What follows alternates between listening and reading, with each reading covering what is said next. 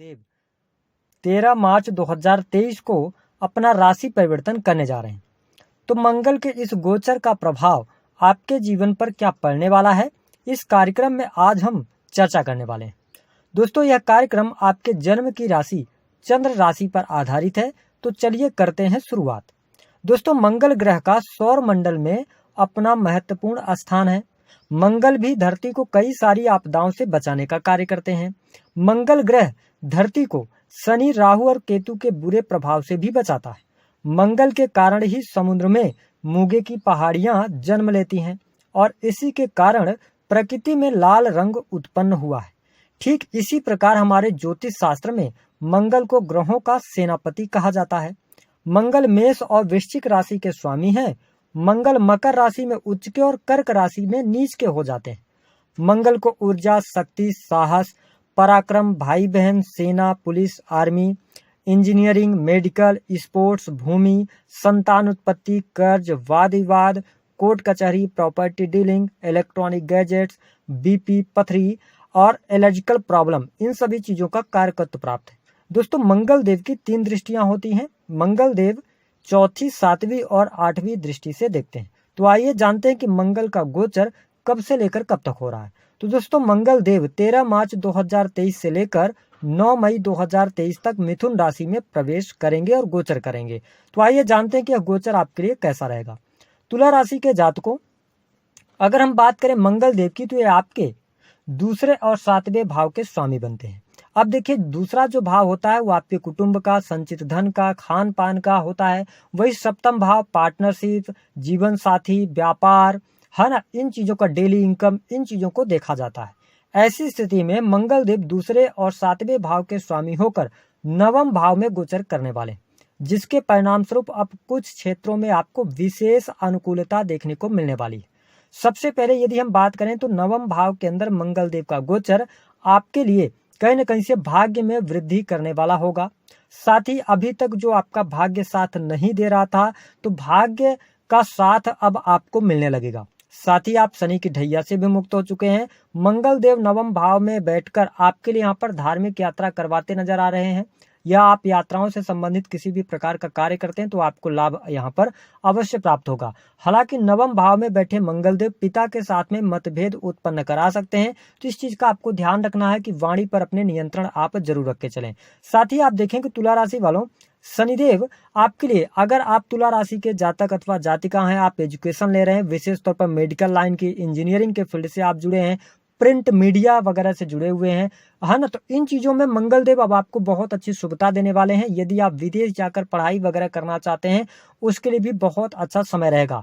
हालांकि मंगल देव 9वें भाव में बैठकर भले ही पिताजी के साथ में संबंधों को थोड़ा सा खराब करें, लेकिन उनका सहयोग मिलेगा, वरिष्ठ जनों का सहयोग मिलेगा, आपके गुरुओं का सहयोग आपके साथ में बना रहेगा। तो यह स्थिति बहुत बढ़िया रहने वाली है। साथ ही आप देखेंगे 9वें भाव जो होता है ना, वो धर्म कर्म का भी होता है। तो ऐसी स्थिति में आपके परिवार में, आपके घर में किसी भी प्रकार के धार्मिक अनुष्ठान अवश्य होने वाले हैं, जिसमें आप सम्मिलित हो सकते हैं। कहने का अभिप्राय यह है कि आपके घर परिवार में पूजा पाठ से संबंधित या शादी ब्याह से संबंधित कोई न कोई फंक्शन अवश्य होने वाला है। साथ ही मंगल देव 9वें भाव में बैठकर और चौथी दृष्टि आपके 12वें भाव पर डालने वाले हैं। 12वां भाव आपके खर्चों का होता है। तो कन्या राशि वालों, यहाँ पर यात्रा करते हुए आप ज्यादा खर्च कर सकते हैं, या आपको हॉस्पिटल्स पर खर्च हो सकते हैं, किसी की दवा पर खर्च हो सकते हैं। और दवा कहां पर? क्योंकि माता जी के स्वास्थ्य पर आपका धन खर्च हो सकता है। ऐसी परिस्थितियां भी बनने जा रही हैं। साथ ही यदि आपका कोई कोर्ट कचहरी आदि में मामला चल रहा है, आपकी राशि तुला है, तो उसमें काफी हद तक शुभता आपको देखने को मिलने वाली है। इसके साथ ही जो हमारे तुला राशि वाले जातक विदेश से जुड़ाव रखते हैं, साथ ही इंटरनेट मीडिया का कार्य करते हैं, इंपोर्ट एक्सपोर्ट का कार्य करते हैं, विशेष तौर पर मेडिकल इक्विपमेंट का इंपोर्ट एक्सपोर्ट करते हैं, या स्पोर्ट्स से जुड़े चीज़ों का मतलब इंपोर्ट एक्सपोर्ट करते हैं, तो इन चीज़ों में आपको बहुत अच्छा लाभ देखने को मिलेगा। विदेशी भूमि से आपको लाभ अवश्य प्राप्त होंगे। रुके हुए कार्यों में आपकी गति अवश्य आने वाली है। साथ ही मंगल देव 9वें भाव में बैठकर और आपके लिए क्या करेंगे, ये तीसरे भाव को देखने वाले होंगे। तो यह समय अवधि आपके लिए साहस और पराक्रम में वृद्धि करने वाला होगा। आप अपने पुरुषार्थ के बल पर धन में वृद्धि करने वाले हैं, धन कमाने वाले हैं। साथ ही सामाजिक कार्यों में बढ़ चढ़कर आप हिस्सा भी लेने वाले हैं। ये स्थिति बहुत बढ़िया है। लेकिन तीसरा भाव जो होता है ना, ये आपके छोटे भाई बहनों का होता है। ऐसी स्थिति में यदि आपकी राशि तुला है तो छोटे भाई बहनों के साथ में आपके वाद विवाद हो सकते हैं, या आपकी वाणी की वजह से कहीं ना कहीं से उनको दुख पहुंच सकता है, या उनके करियर को लेकर कोई ना कोई दिक्कतें महसूस आपको यहाँ पर होती हुई नजर आएंगी। तो हम ये कहें कि थोड़ा सा भाई बहनों के स्वास्थ्य का, उनके करियर को लेकर आप ध्यान जरूर दीजिएगा। लेकिन मंगल देव की जो दृष्टि है ना, चौथी दृष्टि, आठवीं दृष्टि, वो आपके चौथे भाव पर पड़ रही है। यह समय अवधि और उच्च राशि को ये देख रहे हैं, अपनी उच्च राशि को, जिसके परिणाम स्वरूप भूमि से संबंधित काम आपके बन जाएंगे। भूमि से संबंधित कोई दिक्कत चल रही थी, कोर्ट कचहरी आदि में मामला चल रहा था, अगर वो मामले सुलझते हैं तो आपको लाभ अवश्य प्राप्त हो जाएगा। इस दौरान आपके सुख साधनों में भी वृद्धि अवश्य होने वाली है। माता जी के साथ में थोड़ा सा उनके स्वास्थ्य को लेकर आप सावधान रहिएगा। माता जी के स्वास्थ्य पर धन खर्च हो सकता है। लेकिन यहाँ पर तुला राशि वालों के लिए प्रेम संबंध के मामले में अब अनुकूलता देखने को मिलने वाली है। अगर आप अपने प्रेमी अथवा प्रेमिका से शादी की बात करना चाहते हैं तो यह समय अवधि बेहद ही अच्छी रहेगी आपके लिए। यहाँ पर लाभ प्राप्त होता नजर आ रहा है। साथ ही जो तुला राशि वाले जातक अविवाहित हैं उनके लिए विवाह तय होने के भी प्रबल योग दिखाई देते हैं, या अविवाहित हैं उनके लिए शादी वगैरह तय हो सकती है। ये स्थितियां आपको जरूर देखने को मिलने वाली हैं। साथ ही यदि देखा जाए तो यहाँ पर जो तुला राशि वाले जातक अपने पार्टनर को अपने घर वालों से मिलवाना चाहते हैं उनके लिए भी स्थितियां यहाँ पर बेहतर बनी हुई है। सबसे बड़ी खुशखबरी आपको मिलेगी आपके निजी जीवन में तुला राशि वाले जो जातक अथवा जातिका हैं। देखिए, सप्तम भाव के जो स्वामी बनते हैं वो मंगल देव बनते हैं, और वो कहाँ चले गए हैं, त्रिकोण भाव में चले गए हैं। तो जो अभी तक आपके मैरिटल लाइफ में बड़ी प्रॉब्लम हो रही थी, क्योंकि मंगल देव अष्टम भाव में चल रहे थे, मांगलिक पत्रिका का निर्माण हो रहा था, है ना, और तो जीवन साथी के स्वास्थ्य को लेकर कोई समस्या थी, उनके साथ में अनबन चल रही थी, वाद विवाद चल रहे थे, या दूरियां बन गई थी, तमाम प्रकार की समस्याओं का आपको कहीं ना कहीं से समाधान मिलता नजर आने वाला है। साथ ही आप देखें कि राहु है सप्तम भाव में, जिसके परिणाम स्वरूप छोटी मोटी तलखियां तो रहेंगी, लेकिन अब वैवाहिक जीवन में आपको थोड़ी बहुत अनुकूलता यहाँ पर मंगल देव देने का कार्य करेंगे। पति पत्नी के बीच संबंधों को बेहतर करेंगे। साथ ही पति पत्नी या परिवार के साथ में आप कहीं पर धार्मिक स्थान पर घूमने फिरने का भी कार्यक्रम बनाने वाले हैं, या परिवार के साथ आप यात्रा करने वाले हैं, ऐसी स्थिति बनने वाली है। साथ ही जो हमारे तुला राशि वाले जातक बिजनेस को लेकर अपने परेशान चल रहे थे, काम कारोबार उतना अच्छा नहीं चल रहा था, या काम कारोबार में कोई ना कोई समस्या निकल कर आ रही थी, अब भाग्य आपका साथ देने वाला है और काम कारोबार में आपको विस्तार देखने को मिलेगा। बिजनेस से लाभ होगा, डेली इनकम में वृद्धि आपको देखने को मिलेगी। आर्थिक स्थितियों में भी सुधार अवश्य होता नजर आने वाला है। साथ ही यदि आप सरकारी क्षेत्र से जुड़े हैं तुला राशि वाले, तो यहाँ पर आपको लाभ मिल जाएगा। वरिष्ठ अधिकारियों का सहयोग बहुत अच्छा आपके लिए मिल रहा है।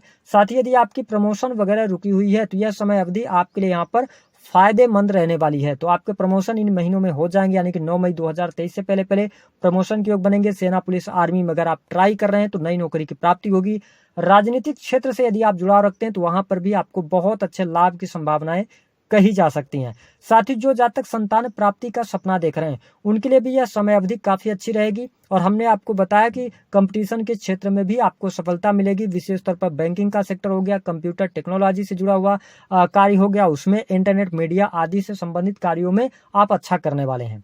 अब आइए जान लेते हैं कि यहाँ पर कौन से ऐसे लोग होते हैं या पत्रिका में ऐसी कौन सी स्थितियां बनती हैं जिससे कि संतान उत्पत्ति में बाधा आती है।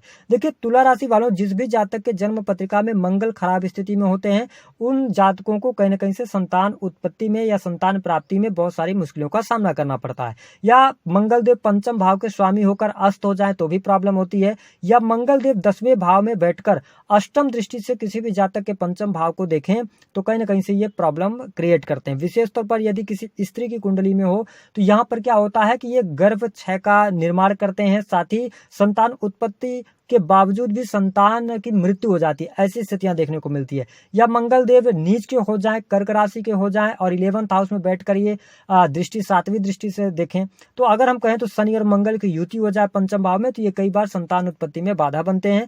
ऐसी स्थिति में आपको क्या उपाय करना चाहिए, उससे पहले यह भी जानना जरूरी है कि स्वास्थ्य आपका कैसा रहेगा। तो देखिए, अहंकार से बचिएगा, ओवर थिंकिंग से बचिएगा, स्वास्थ्य आपका अच्छा है, किसी भी प्रकार की समस्या स्वास्थ्य में नहीं आने वाली है। उपाय क्या करना है, देखिए तुला राशि वालों, सबसे अच्छा उपाय यह रहेगा कि जितना ज्यादा वाद विवाद से आप दूर रहेंगे तो आपके लिए अच्छा रहेगा। साथ ही आप हनुमान जी की उपासना करें तो आपको बहुत अच्छा लाभ मिलेगा। हनुमान चालीसा का पाठ कर सकते हैं। यदि बाई बर्थ आपके जन्म पत्रिका में मंगल की स्थिति खराब है तो आप गुड़ का दान करना शुरू करें। साथ ही एक उपाय और आप कर सकते हैं कि प्रत्येक मंगलवार के दिन आप गुड़ की एक डली लें और उसको बारीक सा पीस लें और जो पिसा हुआ गुड़ है उसको अपने दोनों हथेलियों पे लगाएं, है ना, लेप कर लें हल्का पानी मिला के और उसको आधे घंटे तक रहने दें। उसके बाद उसको अपने हथेली को धुल लें। अगर आधे घंटे तक नहीं रख सकते हैं तो 5 मिनट के लिए ही कम से कम कर लें। लेकिन जब हाथ धुलें तो वो पानी जो धुलने के बाद निकलेगा तो वो गटर वगैरह में नहीं जाना चाहिए। आप अपने छत पर हाथ धुल सकते हैं, अपने बालकनी में धुल सकते हैं, तो आपको लाभ मिलेगा। तो इन उपायों को कीजिए, आपको अच्छे लाभ मिलेंगे। या आप मसूर की जो दाल होती है उसका भी दान कर सकते हैं, इससे भी लाभ मिलेंगे। तो दी गई जानकारी पसंद आई तो वीडियो को लाइक